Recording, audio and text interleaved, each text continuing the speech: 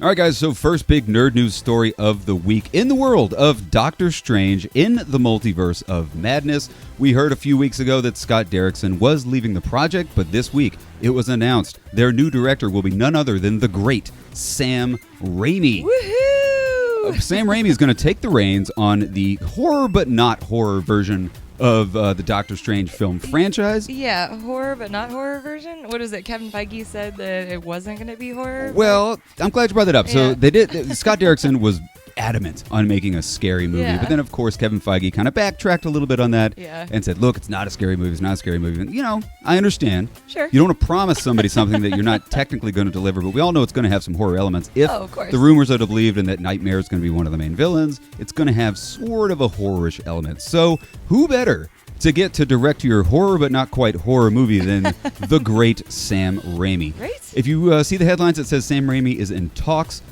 forget that. He's not in talks. It's officially on Sam Raimi's IMDb. So if you go on Sam Raimi's IMDb, it says director, Doctor Strange in the Multiverse of Madness, pre-production. Oh so my basically what the talks are is they're just working. They've all agreed they want to do it.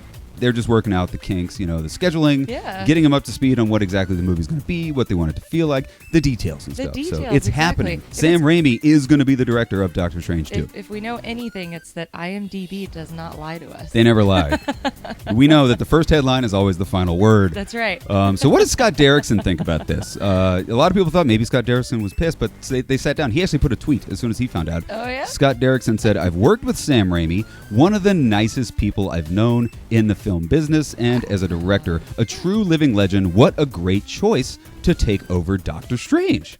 So that's cool. Wow. He's officially got the green light. He's officially got the blessing from the original director, Scott Derrickson, who directed Doctor Strange #1. I'm so down with it. why are we talking about this? Because I just want to vent and tell you how much I think Sam Raimi's the perfect choice. Perfect choice. For Doctor Strange 2, for multiple reasons. Yes, absolutely. I mean, #1 is like what we already talked about, the horror elements. What better director could you have to do a movie that's a horror but not quite a horror? Right? Like, he really made his career on horror but not quite horror movies. No kidding. So, I mean, not to mention he's an absolute living legend, just like Scott Derrickson said. The guy's got a lot of experience under his belt, which is not something that Marvel normally does. Marvel normally likes to go to untapped directors, even people like the Russo brothers, Taika Waititi, people that don't have that many movies under their belt. So it's a little bit surprising that they go to Sam Raimi. Yeah. But it's not. I mean, it's a get. It's an absolute 100% awesome get. No, I'm so excited about this. So it's the horror thing, but I mean, also the guy directed, like we said, some of not only the most iconic but the funnest horror films of an entire generation. Movies like Evil Dead, Don't Breathe that came out a few years back. I mean, that was phenomenal. 30 Days of Night. People forget that he did 30 Days of Night. The Grudge. Oh, yeah. I mean, he was one of the producers on the original Grudge and also the new Grudge that just came out that wasn't nearly as good as the original Grudge.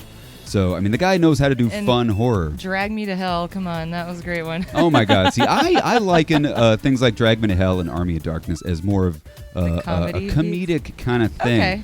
Like, you remember Darkman? Sure. Darkman, very kind of... people don't think of Darkman as a funny movie, but watch it again. Like, Darkman's pretty hilarious, dude. The great Liam Neeson is pretty funny in Darkman. The great Liam Neesons, everybody. And again, I mean, Marvel likes leaning into directors with comedic flair. I mean, look at Taika Waititi. Yeah. Everything he did with Thor Ragnarok and the upcoming Thor Love and Thunder. Right. I mean, they like humorous directors. Yeah. And, I mean, and who's better? And it totally works. It totally works. I mean, Thor Ragnarok was way better than Thor 2. I mean, come on, let's be honest here. Yeah. I mean, and also his use of practical effects. He knows how to make a lot out of a little. He knows how to work and really pull a lot out of his actors. Yeah. People like Bruce Campbell. I mean, come on. He's Bruce great. Campbell, love you, but you're not the best actor in the world, but Sam Raimi gets it out of him. Exactly. I mean, and we cannot overlook the fact that Sam Raimi directed what is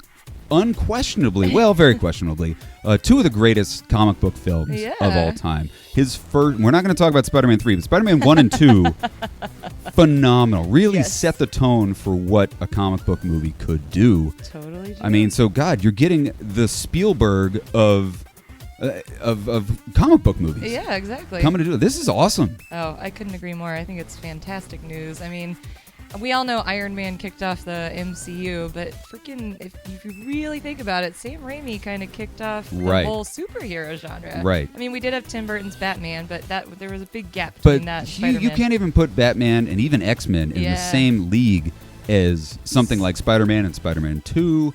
I mean, that said, okay, we can do fantastical things with CGI, with practical effects, and it's going to look like it's live-action pages right out of a comic book.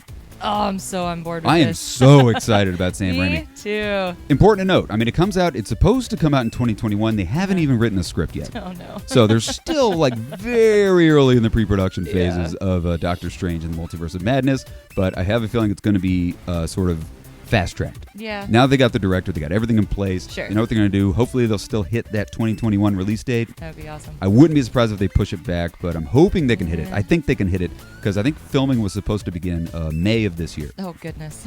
So if they begin filming in May of this year, no reason why they can't hit a 2021 release date. But without a script? That's kind of hard to film without a script. Yeah, how long does it take to write a script? A day? 2 days? Sure, that sounds about right. So guys, let us know in the comment section, what do you think about Sam Raimi taking the reins from Scott Derrickson and directing Doctor Strange in the Multiverse of Madness? Sound off in the comment section. Let us know what you think.